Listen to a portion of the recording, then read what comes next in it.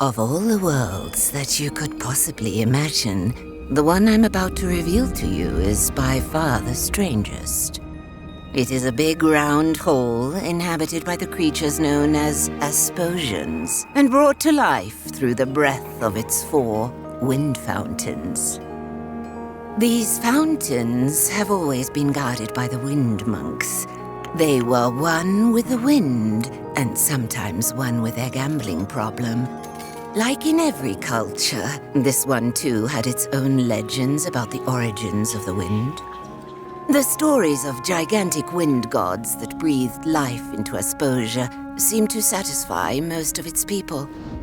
Even still, the Asposians were quite surprised when these creatures suddenly emerged from the wind fountains and began turning people into stone.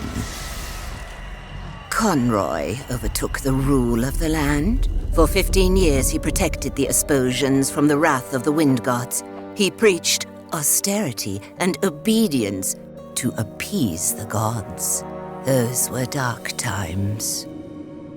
But now you should know, that was utter nonsense. Conroy built the creatures himself in order to control the people of Asposia through fear and terror. Then one day, 3 years ago, he was defeated by a young hero. So what is the real story behind the origin of the wind? The Holy Dynasty of the Flute Noses has brought the wind to Asposia since the beginning of time. They live hidden deep in the forest and play their wind song in secret.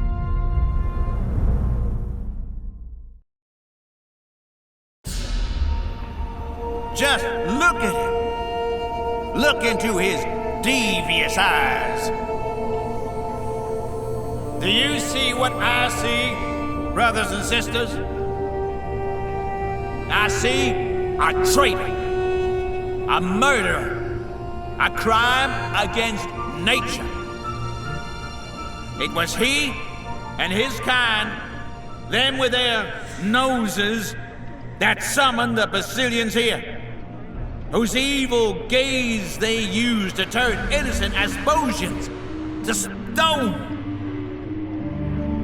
They murdered our Abbot Conroy in the most cowardly fashion.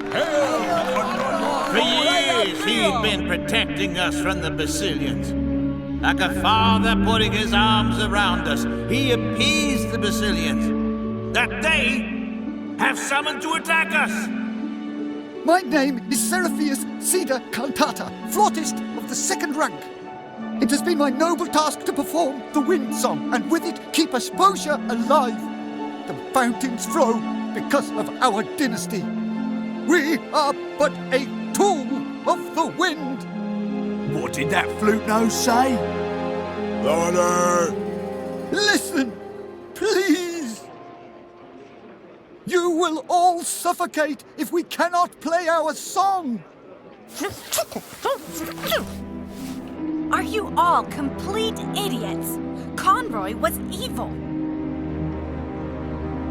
Conroy was our savior. He has given his life for us in the fight against these heathens.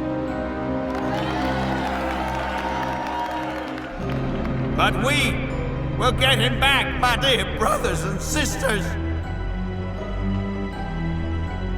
And the first thing that our Abbot Conroy will see when he is finally free of his stone form is all the flute noses being thrown into the wind fountains, every last one of them! You're all going to kill yourselves. Don't you get it? Conroy built the Basilians himself.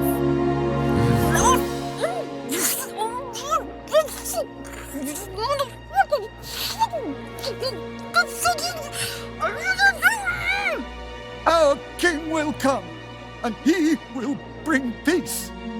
So says the prophet.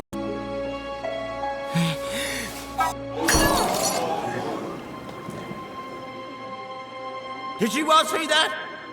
He wanted to summon another Basilian! Boo! Boo!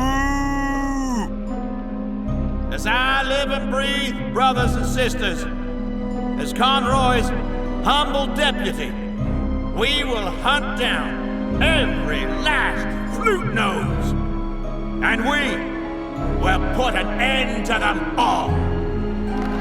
And let this king come. He will be the first to greet the fountain.